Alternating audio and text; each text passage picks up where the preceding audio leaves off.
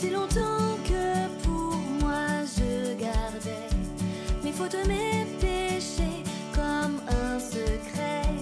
C'est comme si mon corps dépérissait. La nuit, le jour, sur moi ta main pesait. Et je t'ai avoué, je ne t'ai plus caché. J'ai dit, je reconnaîtrai devant l'Éternel tous les péchés que j'ai commis.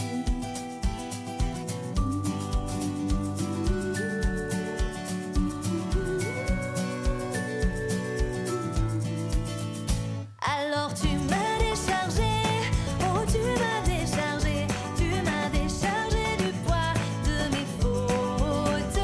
Heureux l'homme dont la faute est effacée et le péché pardonné. Juste réjouissez-vous en l'Éternel. C'est ainsi que nous pouvons te prier sans repousser ce temps de vérité.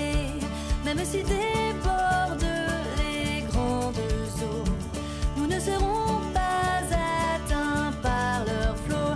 Tu me préserves de la détresse. Tu es celui en qui je place ma confiance. Tu m'entoures de chants de délivrance. Oh, oh, oh, oh, oh.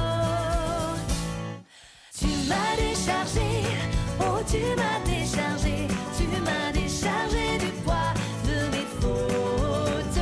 Heureux l'homme dont la faute est effacée et le péché pardonné.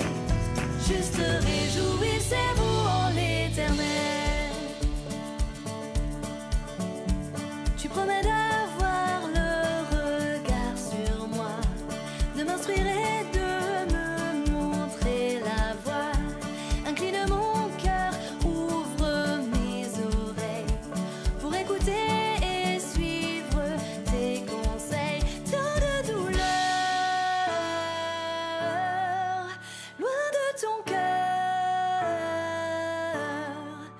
Mais celui qui se confie en l'Éternel est environné de sa grâce. C'est nous qui t'avons avoué, c'est nous que tu as déchargé, que tu appelles juste, que tu appelles juste. Tu m'as déchargé, oh tu m'as déchargé, tu m'as déchargé du poids de mes fautes. Heureux l'homme dont la faute est effacée et le péché pardonné. Juste réjouissez-vous. Oh, oh, oh, oh, oh, oh, oh, oh, oh, oh. Heureux l'homme dont la faute est effacée et le péché pardonné. Juste réjouissez-vous en l'Éternel.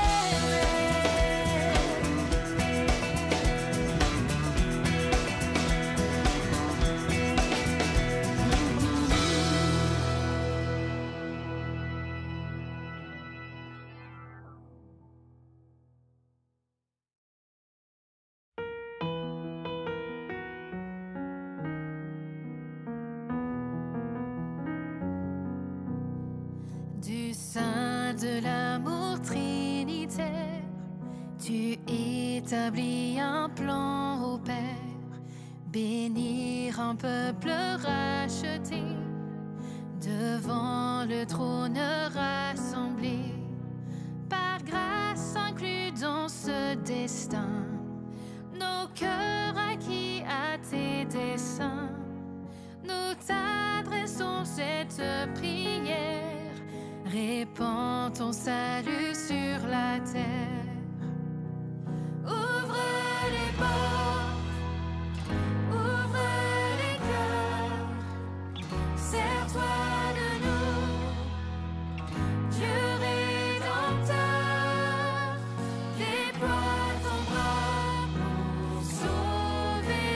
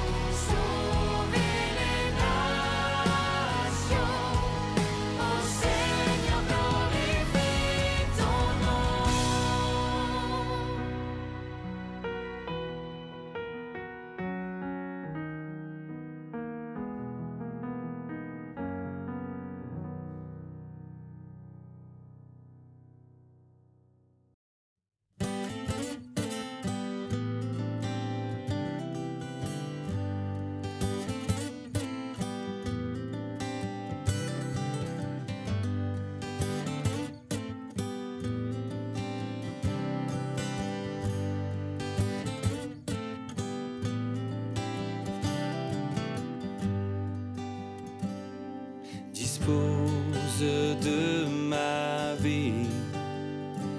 Fais de moi ce que tu veux. Fais que mes dons et mes envies soient des instruments pour toi, mon Dieu. C'est la moindre des choses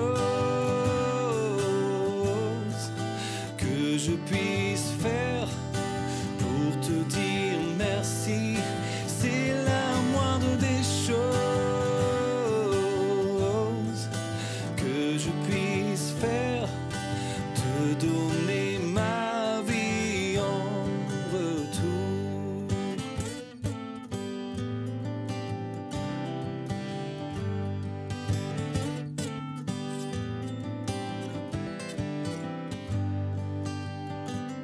Dispose de mon temps, envoie-moi où tu voudras. Je m'offre à toi avec un cœur confiant, car ta présence sera ma joie. C'est la moindre des choses que je puisse faire pour te dire merci. C'est la moindre des choses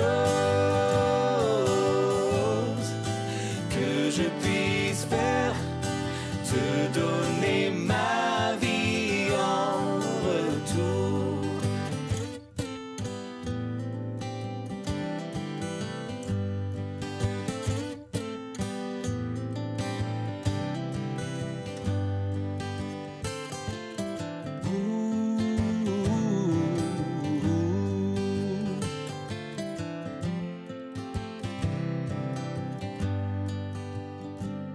Alors que je porte ma croix, que mes faiblesses sont fortes, ouvre mes yeux pour que je vois que c'est toi-même qui me porte, que c'est toi-même qui me porte, que c'est toi-même qui me porte. C'est la moindre des choses que je puisse faire pour te dire merci. C'est la moindre des choses que je puisse faire, te donner ma vie. C'est la moindre des choses que je puisse faire pour te dire merci. C'est la moindre des choses que je puisse faire, te donner ma vie en retour.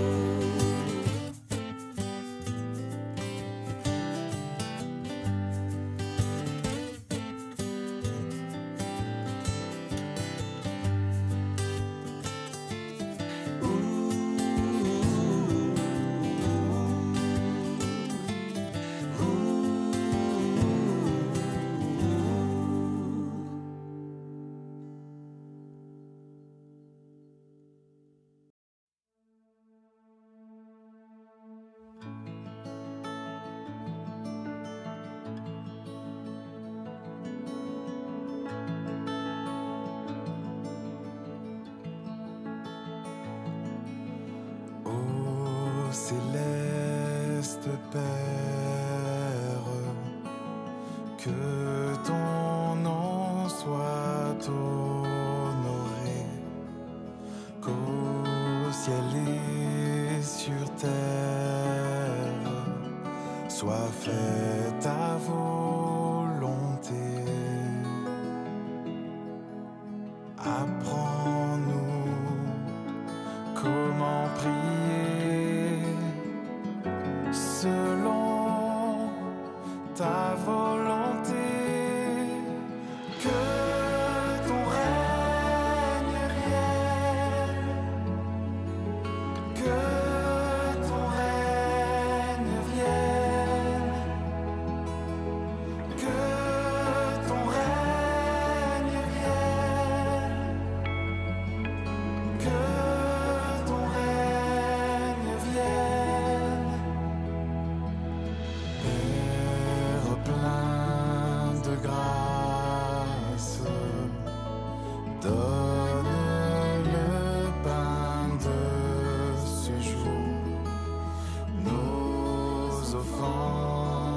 face, pardonnons en retour.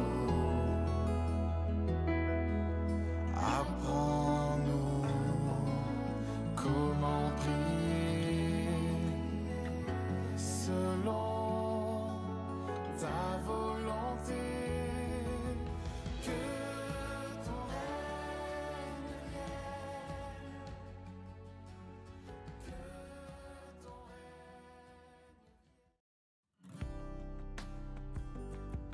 ton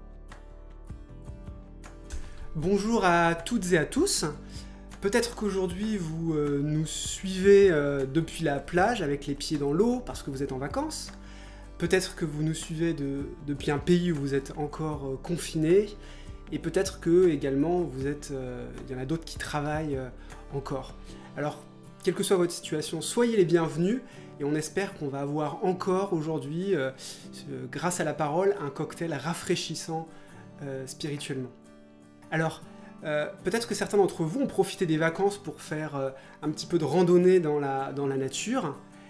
Et parfois, ça arrive, en tout cas moi ça m'est arrivé de nombreuses fois, de vous perdre. Et lorsqu'on se perd comme ça, alors surtout si on n'a plus de batterie sur son téléphone portable, ou si la nuit commence à tomber, on n'a qu'une seule envie, c'est de croiser quelqu'un qui va pouvoir à nouveau nous indiquer le chemin pour rentrer chez soi. Et c'est un petit peu le contexte des versets que j'aimerais vous partager juste après, dans Jérémie, qui nous décrivent une période de l'histoire d'Israël, une période plutôt sombre. Le peuple d'Israël n'avait plus aucun guide, et où le prophète Jérémie vient annoncer la venue du Messie, qui sera un guide pour Israël. Alors ces versets en question se trouvent dans Jérémie, au chapitre 23 et au verset 5. Voici que les jours viennent, déclare l'Éternel, où je donnerai à David un germe juste. Il régnera avec compétence, il exercera le droit et la justice dans le pays. À son époque, Juda sera sauvé et Israël habitera en sécurité. Voici le nom dont on l'appellera, l'Éternel notre justice. Le chant suivant s'appelle Hosanna, et Hosanna, qu'est-ce que ça signifie? Ça veut dire « sauve-nous ». Et ce cri-là, c'est exactement le cri de notre cœur, le jour où nous rencontrons Jésus et nous réalisons que lui seul peut nous sauver.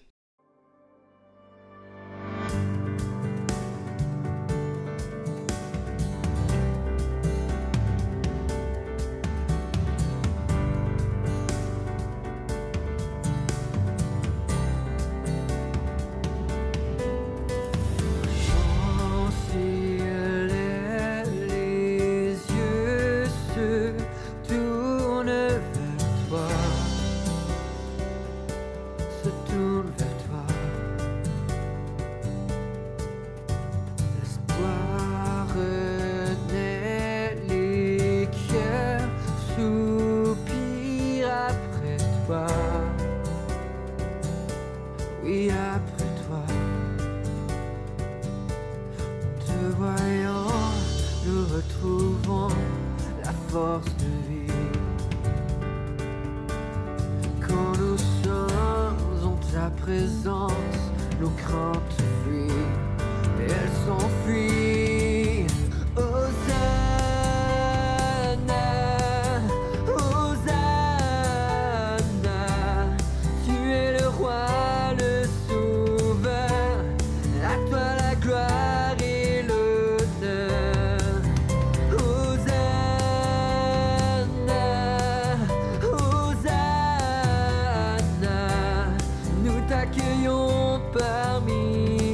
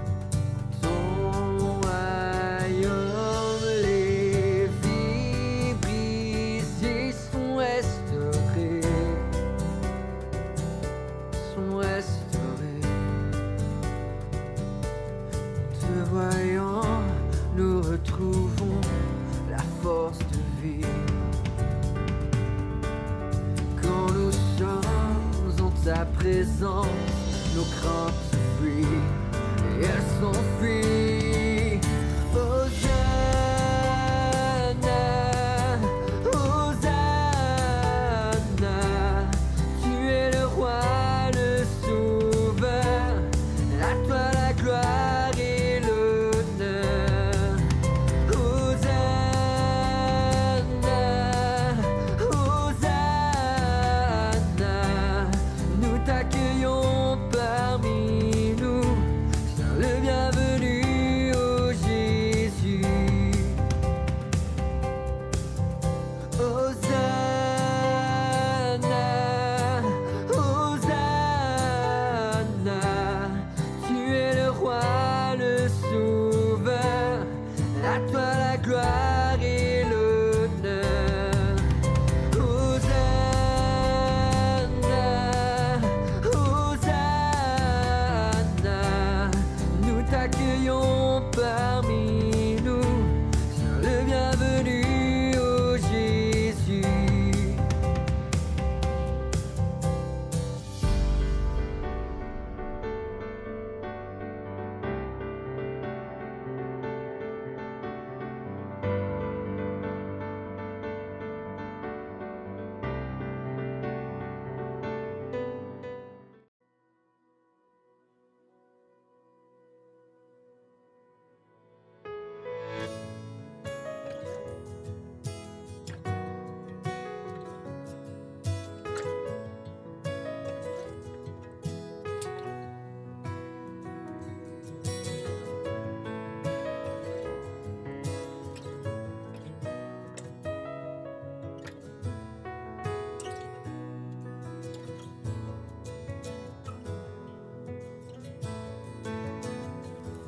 Bénis Dieu, ô mon âme,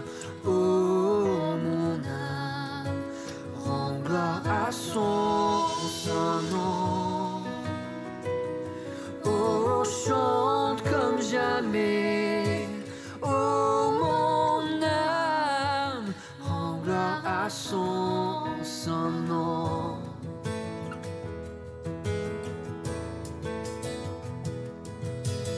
Si l'aurore, l'aube d'un nouveau jour, pour toi un chant doit s'élever devant ce qui m'attend et ce qui pourrait arriver. Qu'à la fin du jour je te chante encore. Bénis Dieu, ô mon âme, rends gloire à son saint nom. Oh, chante comme jamais, oh mon âme, rends gloire à son saint nom.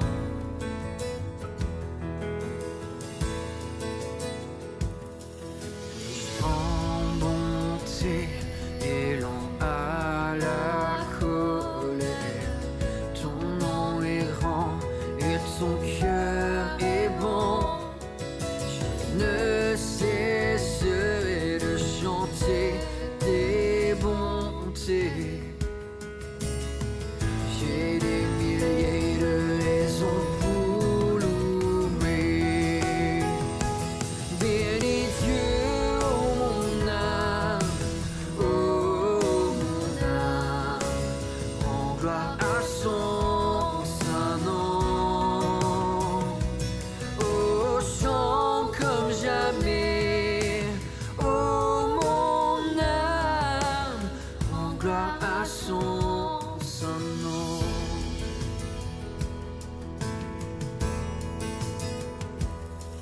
Un jour viendra, je n'aurai plus de force.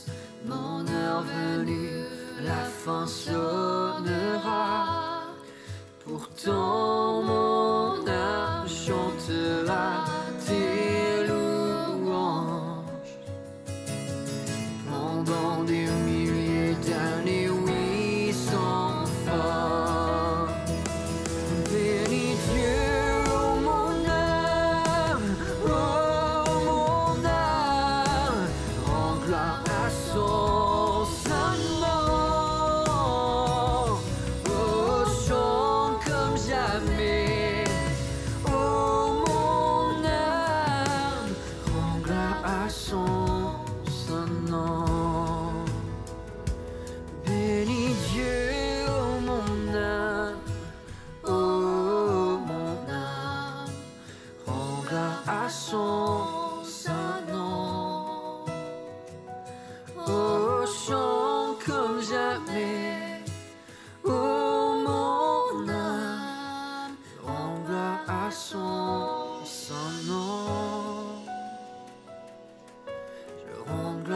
à son nom.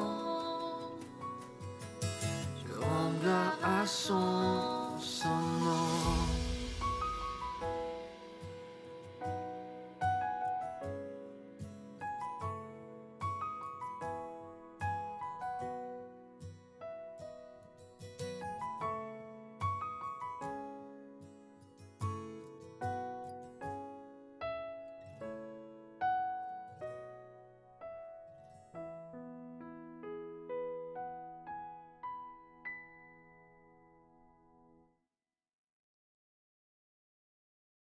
Les versets que je vous propose de lire maintenant se trouvent dans Jean au chapitre 14, les versets 5 à 7.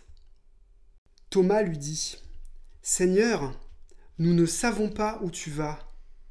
Comment pouvons-nous en savoir le chemin ? » Jésus lui dit : « C'est moi qui suis le chemin, la vérité et la vie. On ne vient au Père qu'en passant par moi. Si vous me connaissiez, vous connaîtriez aussi mon Père. Et dès maintenant, vous le connaissez et vous l'avez vu. » Dans les versets qu'on vient de lire, Jésus déclare qu'il est l'unique chemin qui mène à la vie. Peut-être vous avez pris au cours de votre vie des raccourcis qui vous ont égaré, mais Jésus nous rappelle qu'il est l'unique chemin qui mène à la vie éternelle. Dans le chant suivant, qui s'appelle « Viens, suis-moi », c'est Jésus qui nous parle et qui prononce ces mots.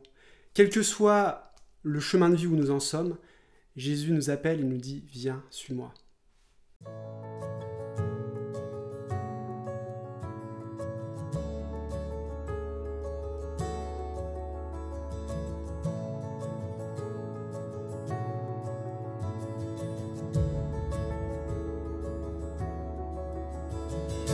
Viens, suis-moi, trouve à me croire, un peuple affranchi. Viens, suis-moi, laisse-moi porter tes peines, tes soucis. Suis mes pas, rêve avec moi ta nouvelle vie. Viens, suis-moi, viens, suis-moi.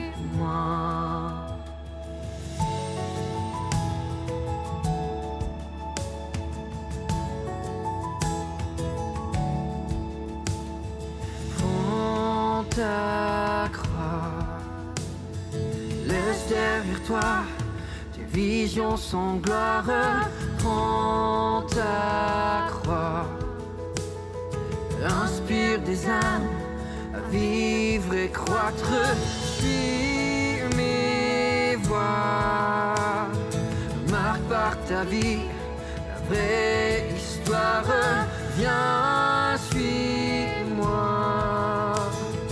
viens, suis-moi.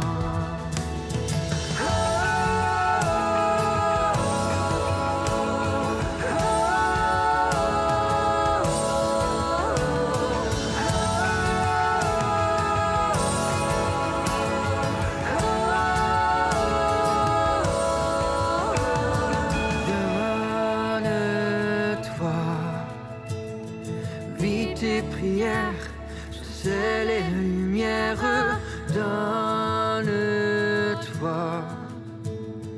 répands ton cœur au bout de la terre. Suis mes pas, endure pour eux, pour les malheureux. Viens, suis-moi, viens, suis-moi.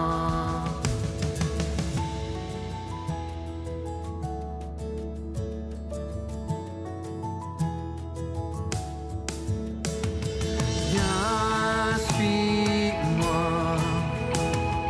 par ma puissance, partage l'espérance. Viens, suis-moi, borde de joie, en vivant par la foi. Viens et vois, observe les cieux s'ouvrir sous tes yeux. Viens et vois, viens, suis-moi.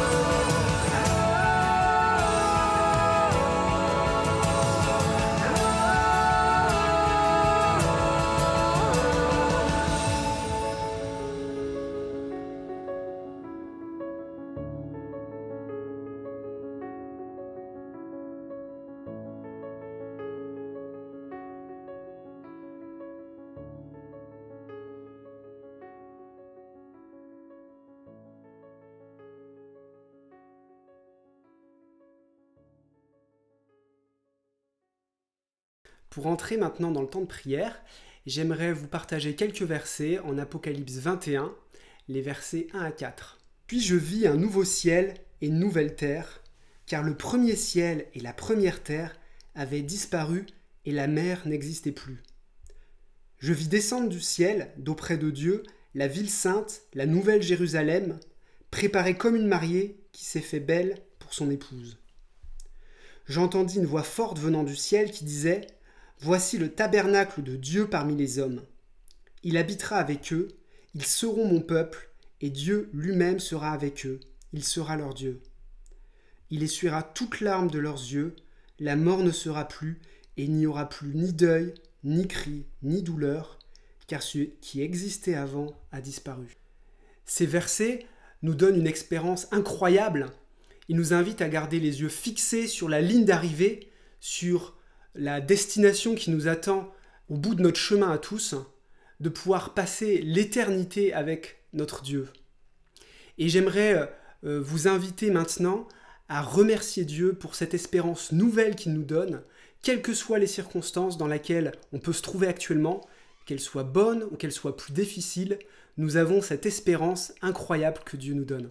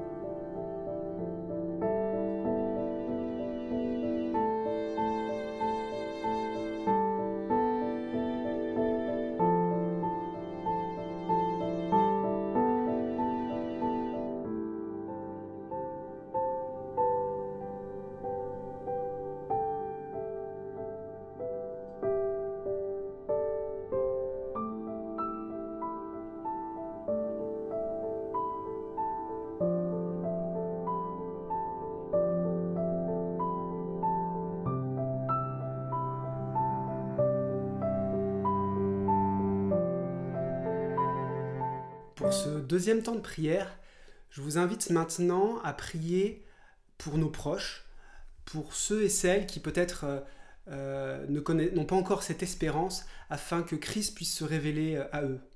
Je vous invite également, si vous le souhaitez, à prier également pour ceux et celles qui le connaissent déjà, mais passent par des moments difficiles sur leur chemin de vie, afin qu'ils puissent tenir ferme dans leur espérance en Christ.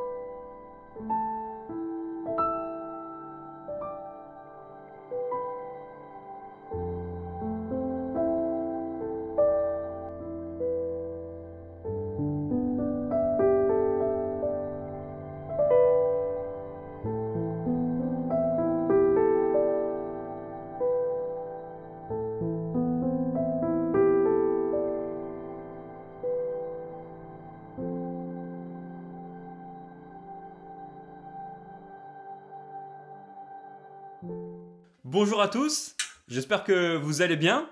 Et aujourd'hui, nous allons parler d'un sujet qui nous concerne tous, les relations humaines. Et j'imagine que vous avez remarqué qu'on aspire à avoir de bonnes relations, on aspire à vivre une paix relationnelle, mais que c'est compliqué. On voit au travail, dans nos familles, à l'église, nous avons besoin d'agir, d'être intentionnel pour avoir de bonnes relations, parce que naturellement, dans un monde imparfait, il y a souvent des étincelles. Et en fait, c'est tellement compliqué d'avoir de bonnes relations sur le long terme, de s'entraider, de s'entre-aimer, que Jésus a dit, si dans l'église, vous arrivez à vous aimer authentiquement, vraiment à chercher l'intérêt des uns des autres et que vous êtes dans une communauté aimante, ce sera l'argument ultime pour dire que Jésus est vrai, pour dire que je suis vrai et que vous m'aimez, que vous êtes mes disciples. Vous savez, on peut débattre, et les gens débattent avec nous, de la fiabilité de la Bible, des textes bibliques, des origines, de la fin du monde. On nous pose plein de questions, et on peut débattre. Mais ultimement, si dans l'Église on s'aime, ce sera une preuve irréfutable de la réalité de Jésus-Christ. Parce que l'amour vrai, on ne peut pas le singer, on ne peut pas le contrefaire. Et donc, aujourd'hui, on va voir comment est-ce qu'on peut puiser en Christ un amour vrai les uns pour les autres. Comment est-ce que Jésus-Christ devient la force de nos relations et comment est-ce qu'on peut le mettre en pratique et avoir de bons sentiments d'amour les uns envers les autres. Et bien sûr, des sentiments qui se concrétisent en pratique. Alors, ouvrez vos Bibles dans l'épître de Paul aux Colossiens et nous allons lire Colossiens, le chapitre 3, à partir du verset 9. Voilà, vous y êtes, c'est bon? On y va. Ne vous mentez pas les uns aux autres, car vous vous êtes dépouillés du vieil homme et de ses manières d'agir. Vous avez revêtu l'homme nouveau qui se renouvelle pour parvenir à la vraie connaissance, conformément à l'image de celui qui l'a créé.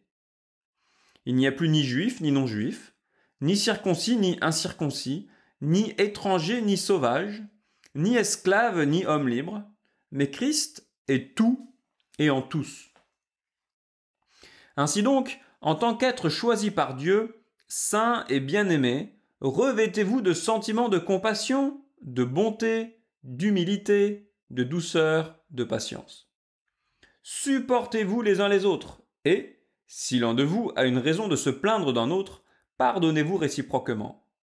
Tout comme Christ vous a pardonné, pardonnez-vous aussi. Mais par-dessus tout cela, revêtez-vous de l'amour qui est le lien de la perfection. Que la paix de Christ, à laquelle vous avez été appelés pour former un seul corps, règne dans votre cœur et soyez reconnaissants. Il y a un mouvement dans le texte, je suis sûr que vous l'avez remarqué, qui utilise l'image de se déshabiller pour se rhabiller.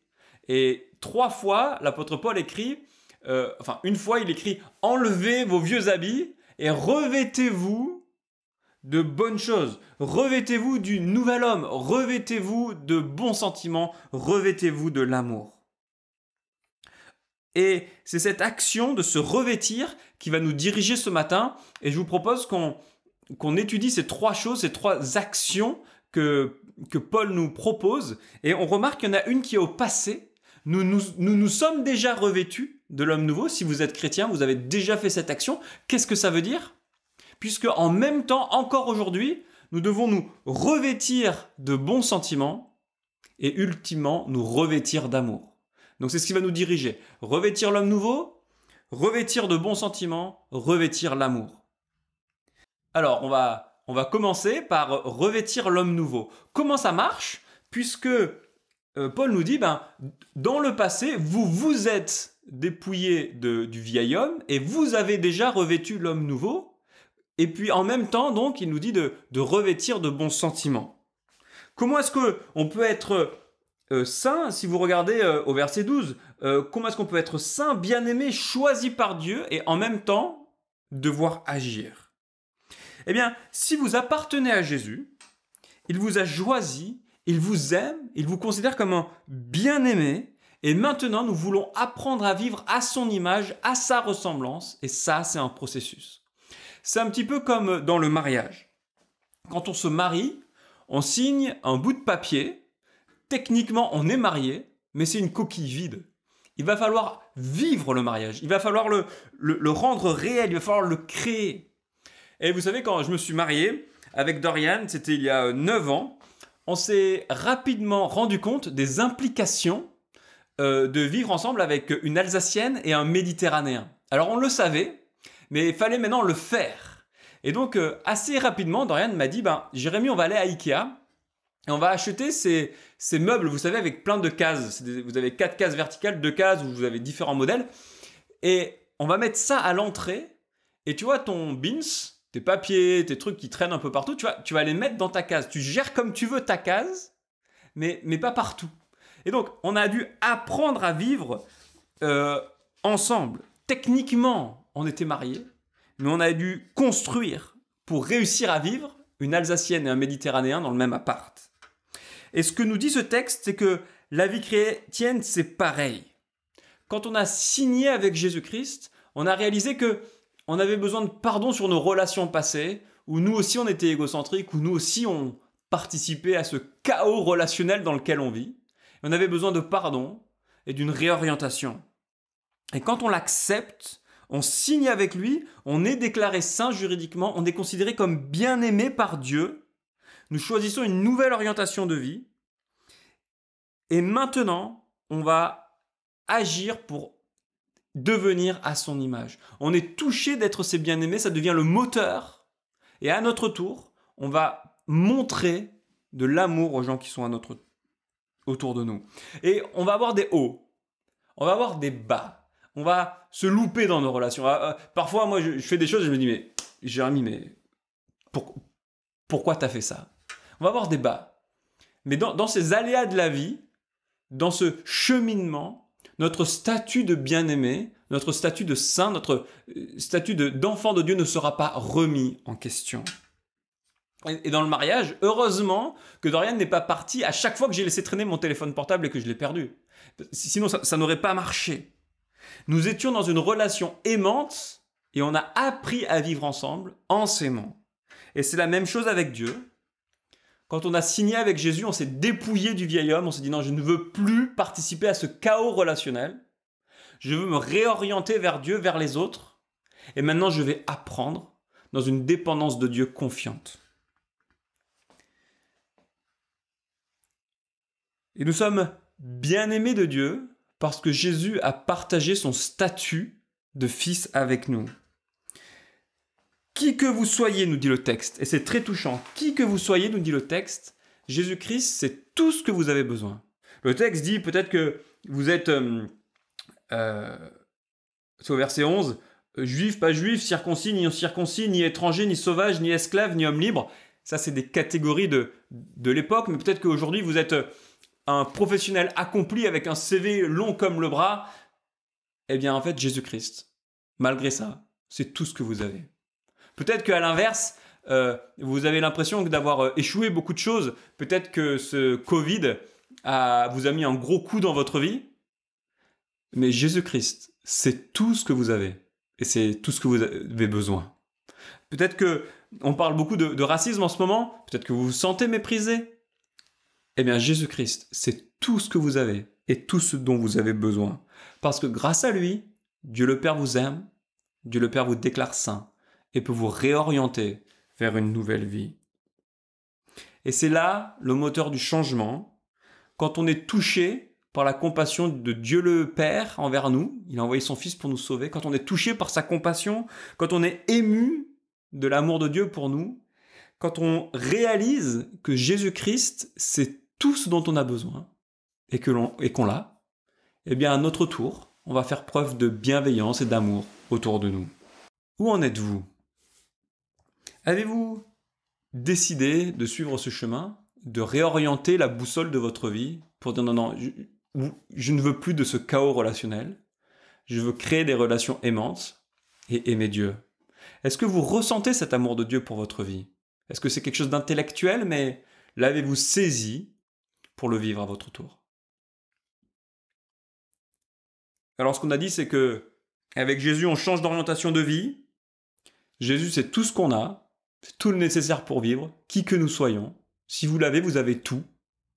Et que quand on se saisit de lui, on a conscience qu'on est bien aimé et qu'on se détourne, bien aimé de Dieu, pour se réorienter vers les autres. Et maintenant, on veut le vivre concrètement. C'est un apprentissage et nous voulons revêtir de bons sentiments. Revêtir de bons sentiments, c'est au verset 12. C'est au verset 12.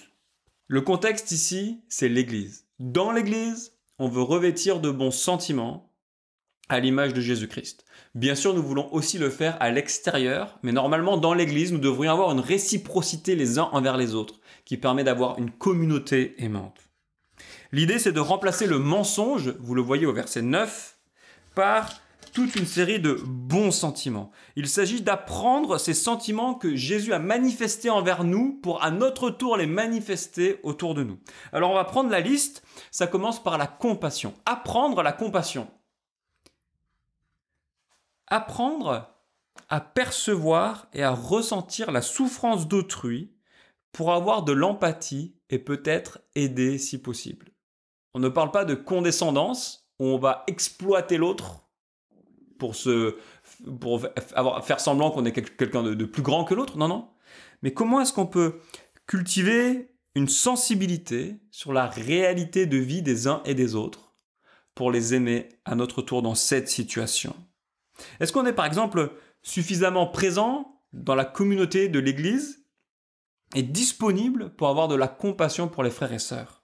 Deuxième point à développer, c'est la bonté. Apprendre la bonté. Apprendre à désirer pour les autres le mieux. Vous savez comme on peut être jaloux, critique, parfois méchant dans nos pensées, mesquin.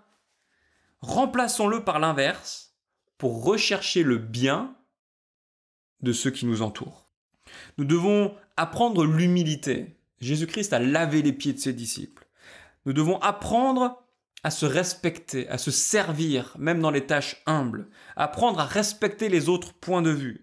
Ce n'est pas à tout cautionner, bien sûr, mais apprendre à écouter l'autre. Parfois, en tant que pasteur, peut-être que les gens, ils ont un petit sentiment, je sais pas, ils veulent se faire valoir, ils viennent nous voir, ils me disent « Non mais moi, je connais la Bible. » Là, je dis « Ah ouais, d'accord, on va quand même essayer de s'écouter. » L'humilité, c'est aussi ne pas se croire arrivé. Et parfois, on croit que si on est chrétien depuis suffisamment longtemps, ça va. Hein, on ne trompe pas sa femme, alors c'est que ça va, quoi. Oui, c'est bien le minimum, en fait. Les versets 12 et 13, là, c'est une vie d'apprentissage. Ne nous croyons pas arrivés. Gardons cette humilité de comprendre que le chemin est encore long et que l'amour, c'est vraiment infini. Apprendre la douceur, apprendre à respecter l'autre, dans nos relations avec tact. Vous savez comme on peut être expéditif, brusque, et nous devons apprendre la douceur. Apprendre la patience, apprendre à ne pas être exigeant immédiatement, être patient les uns envers les autres, savoir que c'est Dieu qui agit, et Dieu prend le temps, et il va nous transformer, et c'est lui le chef, c'est pas nous. Apprendre à se supporter les uns les autres, apprendre à ne pas mépriser les frères et sœurs qui sont différents, apprendre à supporter les caractères les uns des autres et à avancer ensemble. Apprendre à se pardonner. Et parfois on a du mal avec cette idée, bien sûr, parce que ça touche une émotion profonde quand on a été blessé, ou parfois on a l'impression que le pardon, c'est la porte ouverte au laisser-faire. Mais le pardon dans la Bible, c'est premièrement renoncer à la vengeance. Quand on est blessé, on a envie de répondre, de se venger. Alors bien sûr, comme nous sommes un peu BCBG, on ne va pas dire qu'on veut se venger. Mais on va mettre le froid, on va se blinder. Quand l'autre il va proposer, on va le prendre à contre-pied. On va mettre tout un système relationnel en place pour une vengeance déguisée. Et le pardon, c'est de renoncer à cette vengeance. On n'est pas en train de dire on va faire semblant que tout va bien. Mais on va dire je ne vais pas répondre à l'autre avec les mêmes outils qu'il a eu envers nous. Jésus l'a enseigné, Jésus l'a démontré par sa mort. Il aurait pu se venger, mais il ne s'est pas vengé, il a pardonné dans sa vie. Et il nous a aimés, il nous a pardonné. Et le pardon que nous voulons faire preuve aux autres est ancré dans le pardon que Jésus-Christ a eu pour nous. Où en êtes-vous dans cette démarche? Parce qu'en fait, derrière le pardon, derrière cette volonté de ne pas se venger, en fait, c'est la gestion aussi de l'amertume. Comment est-ce que vous gérez l'amertume? Peut-être que vous avez eu des troubles, des échecs, des blessures dans l'église. Est-ce que vous arriviez à les remettre à Dieu? Ne pas dire qu'il ne s'est rien passé, ne pas dire je vais faire semblant avec ces personnes peut-être comme s'il ne s'était rien passé, mais de dire c'est Dieu qui juge et je ne vais pas me venger.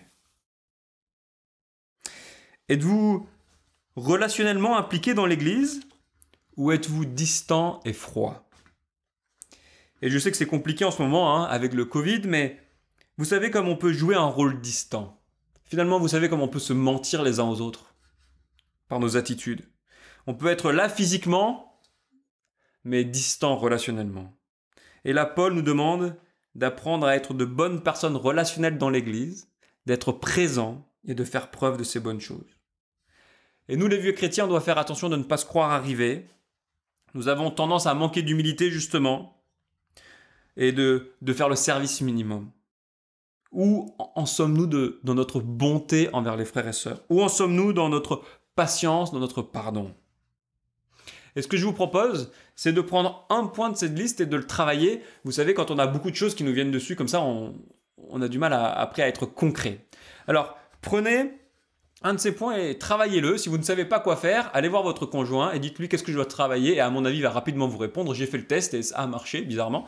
Si jamais vous êtes solo, eh bien, allez voir un ami de confiance et demandez-lui. Si vous êtes dans un groupe de croissance, soyez vrais les uns envers les autres. Et demandez à l'autre, qu'est-ce que je dois travailler? Et faire preuve de ces bonnes choses dans l'Église. Agissez et revêtez-vous de bons sentiments. Et comme le texte le dit, vous avez remarqué que bien sûr, derrière toutes ces choses, il y a l'amour. Revêtir l'amour. Et ça résume tout. Et j'espère que, bien sûr, vous n'allez pas essayer de faire preuve de ces bons sentiments parce que vous avez vu un bonhomme sur YouTube qui vous dit de revêtir de la bonté et de la bienveillance. Ce qu'on veut, c'est aimer son prochain, aimer l'autre dans l'Église et lui témoigner de l'amour. Et le fait que la motivation soit un amour authentique n'empêche pas que nous ayons besoin d'un apprentissage. L'amour, c'est prendre l'initiative de chercher le bien de l'autre sans en avoir la contrainte. L'amour, nous dit le texte, c'est le lien de la perfection parce que c'est quelque chose qui naît en nous d'agir pour chercher l'intérêt de l'autre sans qu'on ait une loi, par exemple, ou la contrainte de le faire. Par exemple, une fois, Jésus a rencontré un collecteur d'impôts véreux qui avait augmenté les impôts pour s'en mettre plein les poches. Et cet homme a compris qu'il était pardonné par Jésus, il a compris qu'il était le bien-aimé de Jésus-Christ. Il a demandé pardon pour ses mauvais agissements et spontanément, il a dit, bien, je vais réparer mes fautes et je vais rendre le quadruple de mes vols. Ça, c'est l'amour. C'était pas contraint. Jésus ne l'a pas forcé. Jésus ne lui a pas tordu le bras pour prendre dans sa bourse et rendre. C'est lui, il a compris, il a été touché par l'amour de Jésus pour lui, par le pardon qu'il a reçu. Et spontanément, il a aimé et il a réparé. Ça, c'est le lien de la perfection. Vous ne pouvez pas le mettre en boîte. Vous ne pouvez pas institutionnaliser l'amour. C'est une prise d'initiative personnelle. Chaque individu, chaque génération doit rafraîchir cet amour dans son cœur. Dieu a pris l'initiative de nous aimer gratuitement. Il n'avait pas besoin de nous. Il était heureux, satisfait dans la Trinité de toute éternité. Et il a pris l'initiative de restaurer une relation avec nous aimante, à notre tour de le faire. Et cet amour, cette prise d'initiative, cette spontanéité est à travailler, parce que vous savez, comme parfois on veut faire le bien, mais qu'on est un peu maladroit, eh bien cette spontanéité qui naît en nous, est à travailler pour une réalisation vraiment aimante.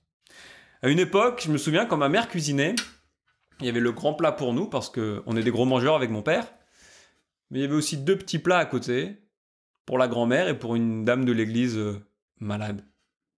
Et je me souviens de ces 2 petits plats à côté de la nourriture familiale. Ça, c'est la marque de l'amour. C'est pas obligé, c'était pas organisé, c'était quelqu'un qui avait vu un besoin, une personne isolée, et qui a répondu avec compassion en montrant de l'amour. C'était spontané, ce n'était pas une loi, ce n'était pas une règle.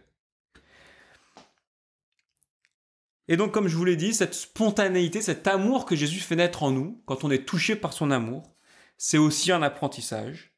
Naturellement, nous pensons d'abord à nous-mêmes et nous avons besoin d'apprendre à aimer. Comment? C'est marrant, hein, comment est-ce qu'on peut apprendre l'amour? Eh bien, je crois que, comme on a dit que ça venait d'abord de Jésus, la source, c'est d'abord de méditer sur l'amour que Jésus a pour vous, jusque ça vous touche. Méditez ce texte, par exemple, Colossiens 3. Vous êtes les bien-aimés de Dieu. Et dans Colossiens 1, on a vu que Jésus-Christ était le premier de la création, il a tout créé. C'est lui qui va tout recréer, c'est lui qui est mort, c'est le Dieu Tout-Puissant. Et ce Jésus-là vous aime et vous considère comme son bien-aimé. Est-ce que vous le saisissez? Si vous prenez, par exemple, vous pouvez méditer aussi Jean 13, c'est écrit que Jésus a aimé ses disciples jusqu'à l'extrême et il leur a lavé les pieds. Et Pierre, l'apôtre Pierre, a dit « Bah non, c'est toi le maître, tu vas pas me laver les pieds. » Et Jésus a dit « Bah dans ce cas-là, tu n'auras pas de part avec moi. » Et en fait, c'était une anticipation que Jésus allait nous laver les pieds en mourant pour nous pardonner de nos péchés. Il nous a lavés de nos péchés. Est-ce que vous réalisez que le Dieu Tout-Puissant, Jésus-Christ, vous a lavé les pieds si vous lui avez demandé pardon? Ou est-ce que vous êtes comme Pierre, techniquement oui, mais en fait, ah non, non. Non, mais non, Jésus vous a lavé les pieds par amour. Et quand vous vous saisissez de cette réalité, ça va générer en vous cette spontanéité d'amour. Première étape, méditez pour puiser en Christ l'amour. Ça ne vient pas de vous, ça vient de lui. Deuxièmement, nous pouvons décider de faire partie de l'Église. Aimer quelqu'un sans le voir, ça va être difficile. Pour aimer, il faut être en contact. Et vous savez comme on peut calculer notre implication dans l'Église. On est présent, mais pas vraiment là. Et peut-être que vous avez été refroidi par une surimplication, par des échecs dans le passé relationnel. Parce que nos églises ne sont pas parfaites, hein, faut le dire, faut le dire. Mais là, on ne vous demande pas de faire des choses. Et c'est peut-être le moment de repartir, d'exercer le pardon, de recommencer, de s'impliquer pour créer des relations où vous pourrez manifester l'amour. Vivez l'Église, embrassez l'Église. Et troisièmement, une fois que vous êtes dans l'Église, que vous êtes enraciné dans l'amour de Christ, eh bien cultivez-le. Et c'est là où il y a l'apprentissage. Comment est-ce que je peux aimer?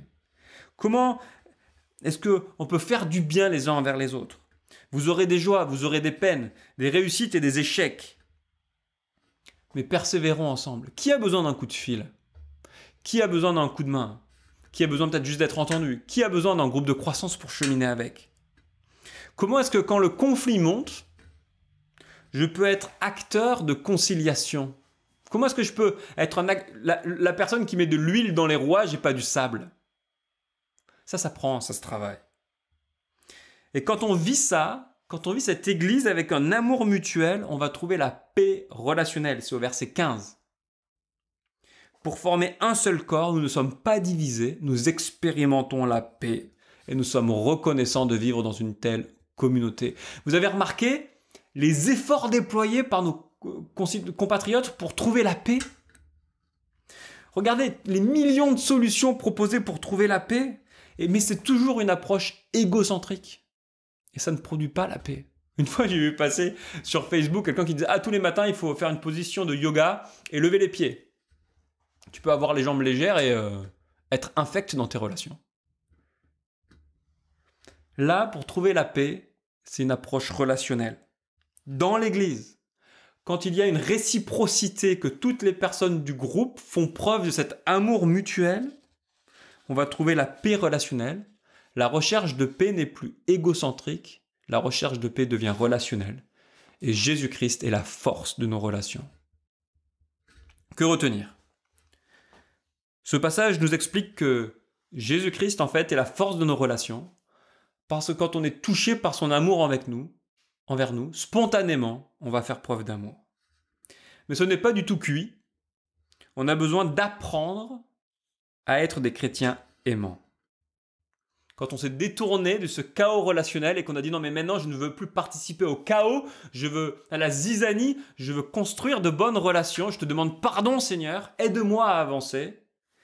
Jésus-Christ, Dieu le Père aussi nous adopte, nous considère comme ses bien-aimés. Et dans cette relation d'amour avec Dieu, on veut transformer nos attitudes pour générer de la paix et de l'amour dans l'Église. Ne croyons pas maîtriser l'amour parce que nous ne sommes jamais arrivés. Apprenons à aimer. Et au verset 10, ça c'est super important, le verset 10 nous parle de la vraie connaissance. Parvenir à la vraie connaissance, c'est en fait être transformé conformément à l'image de Jésus-Christ. Le test pour savoir si vous avez la vraie connaissance de Dieu, c'est d'aimer. Et aujourd'hui, on parle beaucoup de vraie connaissance, de complot, de ce qu'il faut croire ou pas. Certains chrétiens discutent beaucoup des origines, de la fin des temps, de l'actualité. Et vous savez, ultimement, j'en sais rien des laboratoires pharmaceutiques et de Raoult. Mais la vraie connaissance de Dieu implique d'aimer son prochain, d'aimer les frères et sœurs à l'image de Jésus-Christ, d'être renouvelé à l'image de Jésus-Christ. Où en êtes-vous ? Ne vous trompez pas de combat.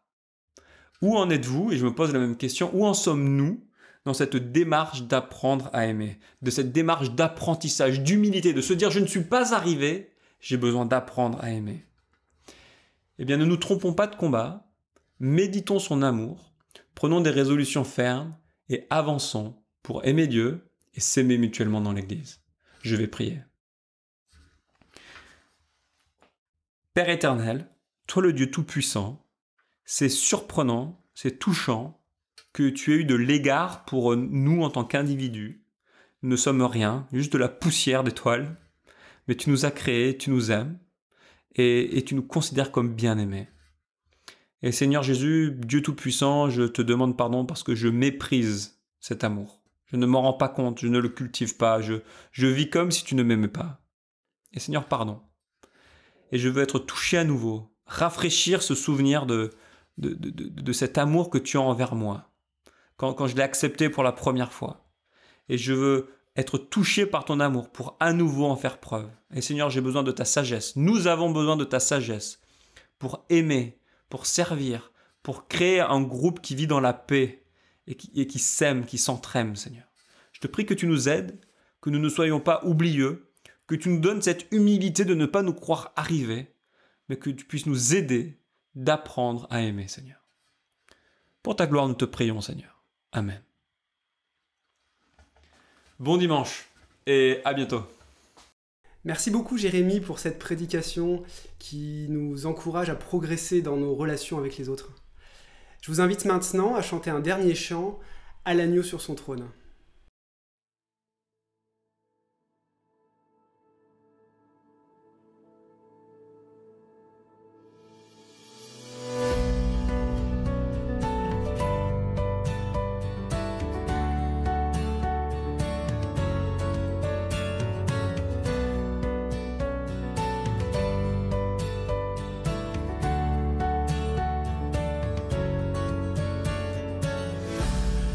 Sur son trône, apportant la couronne, il l'a conquise sur la croix. Il est le roi des rois.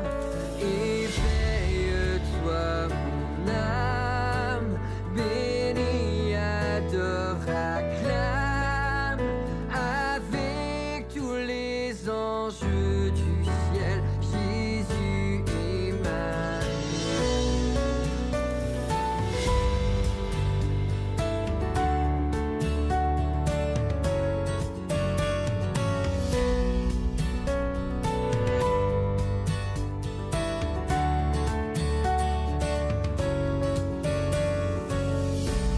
La croix pour trône, l'épine pour couronne, mais le Père a glorifié son Fils crucifié. Au prince de la vie, la mort est asservie. Hors de la tombe, il est monté, Christ est ressuscité.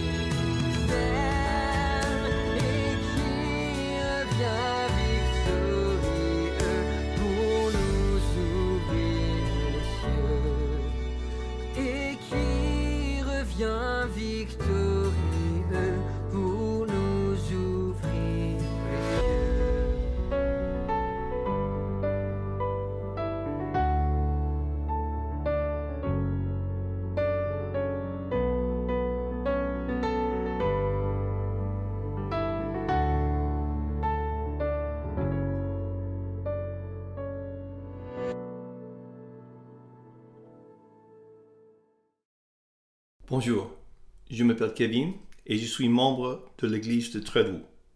Je vous invite à la prière.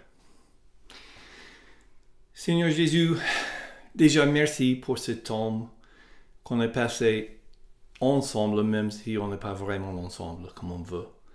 Mais merci pour le privilège de participer à ce culte en ligne, de chanter, de prier, d'écouter ta parole.